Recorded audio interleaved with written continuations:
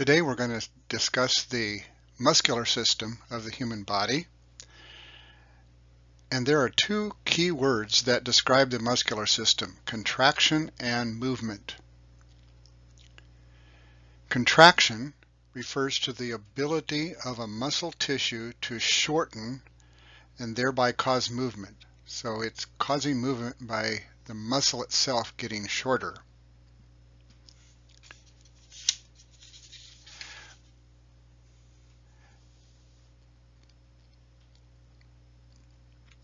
Irritability is another characteristic of muscles, and irritability is the muscle's ability to respond to impulses from the nervous system. So when a nervous system sends an impulse down to the muscle, that it will respond to that. Now, after the muscle responds by contracting, it rebounds to its original length. In other words, it'll go back to its original length when it's no longer stimulated. This ability to return to its previous shape is called elasticity. So a muscle can go back to its original shape, and that's called elasticity. Muscle tissue also possess something called extensibility. It can be stretched when it is relaxed. So even though it's not being stimulated, the muscle can actually be made longer by a force, obviously, but it can be made longer. And extensibility is very important because when one group of muscle contracts, often another group must passively stretch to allow for that movement. So for instance, in your upper arm, you have a bicep on one side and you have your triceps on the other side. When I bend my arm, the bicep does the work, but the tricep on the back side of my arm has to stretch.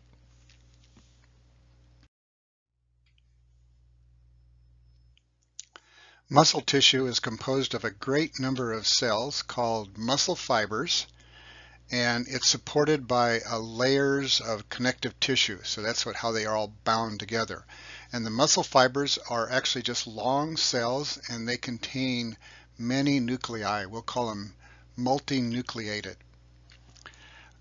Now, muscles can be of two primary types. There's actually a third one that we'll talk about a little bit later. They can either be striated or smooth.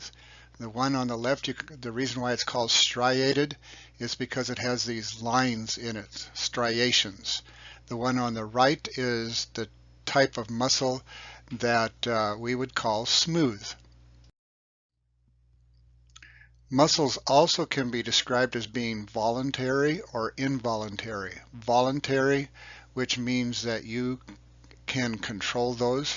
So like your skeletal muscles, the ones that move your arms and your legs and your eyes and fingers and things like that, those are voluntary muscles. But then we also have involuntary muscles that make up, for instance, our digestive system that we have no control over. The brain still controls it, but we have no conscious control over it. Let's say it that way. So let's look at these three types of muscles, and this is how we kind of classify them. We have the kind of muscle, where they're located, what function they perform, what kind of fibers are made out of, and whether it can be controlled consciously or they're done without any conscious thought. So we have, first of all, we have the skeletal muscles. They primarily are attached to bones and other movable structures. So these are the ones that move your arms and legs and fingers and things like that. So those are skeletal muscles. What's their function? Obviously, is to move parts of your body. The kind of muscle they're made out of is the striated, the one with the lines in it. And yes, you have conscious control over this. We call those voluntary muscles.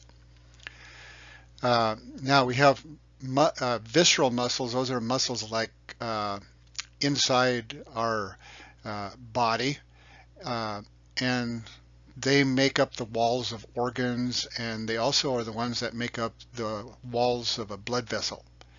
And what's their function is it's either to move an organ itself or to move substances within that organ. And they're made of the smooth muscle fibers, and they happen kind of automatically. They're the lower part of your brain is responsible for controlling this. And then finally we have what are called cardiac muscles. This kind of muscle is only found in one place. It's only found in the heart, and its function is to cause the heart to contract and pump blood. And we'll talk more about that in a future chapter. And it is also a kind of striated muscle, but it's involuntary. You don't consciously have to think about your heart beating. Their lower portions of the brain are responsible for controlling how fast the heart beats. So let's look at the muscle structure. The skeletal muscle fiber is, as we said, is a multinucleated cylinder wrapped in a thin sheath of connective tissue. Multinucleated means that we can have a cell that actually has more than one nucleus because it has length to it, so that's going to be appropriate. And so the muscle fiber is made up of muscle cells, and it is wrapped in groups of 10 to 100 muscle fibers can be grouped together in what we call a fascicle, and then around those groups of muscle fibers we have connective tissue that encloses those, and then we can have still larger when they're all grouped together, it'll make up a single muscle. So this muscle is broken into fascicles, which are groups of 10 to 100 muscle fibers, and each of those muscle fibers is actually a muscle cell. So in this picture here we see we have the muscle itself, and you can see we have several of many of these groupings, and you look within each grouping, you have smaller portions itself called myofibrils. There is the fascicle that we talked about that encloses a group of muscle fibers, and the lighter pink area is representing the connective tissue that binds them all together in a group. And so there's the muscle fiber, which makes up, and a group of these is bound by connective tissue into or by a fascicle, let's say it that way, and then the groups of these together will finally make up a muscle. And the smallest part of a muscle fiber is the myofibrils. So inside a muscle fiber are the myofibrils, which we'll talk about. Now, the myofibrils are thread-like structures found in the nucleus of muscle fibers, and they're made up of actually two kinds of protein filaments. One is called myosin, and the other one is called actin. Myosin is a thicker filament, and actin is a thinner filament. And kind of looking at this in a little more detail, so that part right there would be the myosin, and it's next to the actin, and on the other side of myosin is also some actin, and then the actin filaments are anchored at their middle point. So if you look at the kind of whitish colored area, let's see if I can put some color on here. I guess I need to have wrong color. Okay, this actin goes all the way through there, and it's anchored at its midpoint by a Z line. And so here's another one over here that is anchored at its midpoint by a Z line. And from Z line to Z line, we call that a sarcomere. And a sarcomere is basically the functional unit of a muscle contraction. In other words, that's the part that actually contracts. So when a muscle contracts or a muscle fiber contracts, the distance between the Z lines gets shorter, and that's the actual contraction that we have.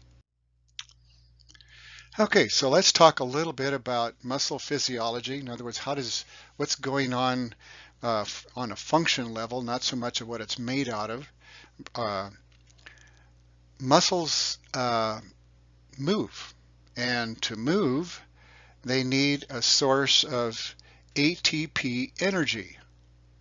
And we've talked about that previously when we talked about respiration. We start out here at the top with glucose. Remember, it was converted into pyruvate, and if there's sufficient oxygen available to carry on cellular respiration, which happens inside of the mitochondria, and as a result of respiration, we have water being given off, carbon dioxide, and then here is our ATP that's going to power our muscle as it contracts. So as they move, they release energy, and you know that because when you're cold, you try to move to generate heat, and muscles, when they move, generate heat. Sometimes of the year when it's really hot out, that can be a little bit too much heat, and we have to perspire to get rid of the excess heat.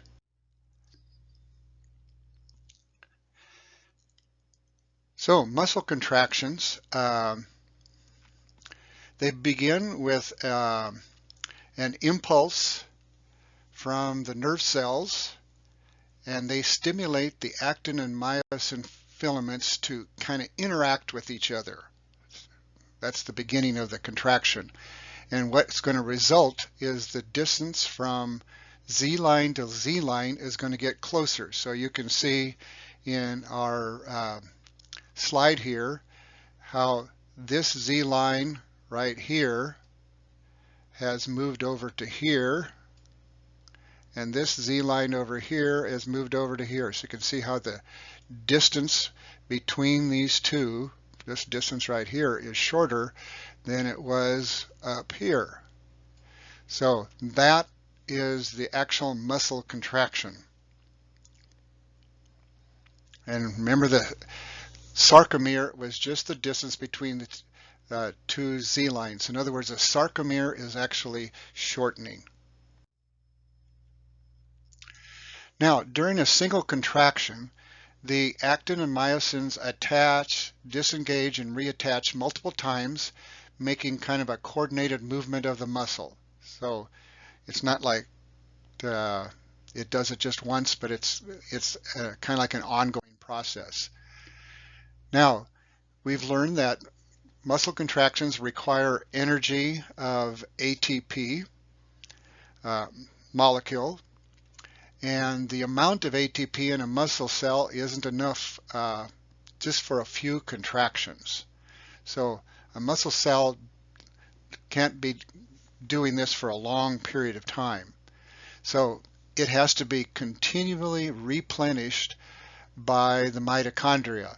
So muscle cells have many mitochondria, and what is one of the things that happens when you exercise consistently, your body will increase the number of mitochondria in a muscle fiber, and thus you'll be able to contract more often, or maybe even get more of them contracting. It'll actually make you stronger, and you can like lift more or something like that. So these mitochondria, remember, are located in the muscle fiber. Now, when muscles contract, it's really an all or none response. They don't like partially contract. They either contract all the way or not at all. So the fibers either contract or they just remain relaxed. So we're talking about the fibers, not the muscle itself, but the fiber that make up the muscle. And the number of muscle fibers stimulated determines the force of contraction. So you may think of, how do I know when I'm lifting something that's very light for my muscles to only produce a small force? Well, it does that by your brain learning to only stimulate a certain number of muscle fibers to generate that much force. If you are lifting something heavy, your brain has learned to send send impulses to many muscle fibers to have a larger number of those contracting. So this is how your body can know when to, lift a light object or a heavy object, and you can be fooled, which I have was done once. I was given a rock, and the student appeared to be struggling with this rock, and when I put my hands underneath it, my brain said send a lot of impulses to many fibers because this rock is heavy. Only when it got into my hand, I discovered that the rock was just a piece of styrofoam, and the rock went flying up in the air because I was lifting way too hard for the rock to overcome gravity. And that takes us to the end of this section for today.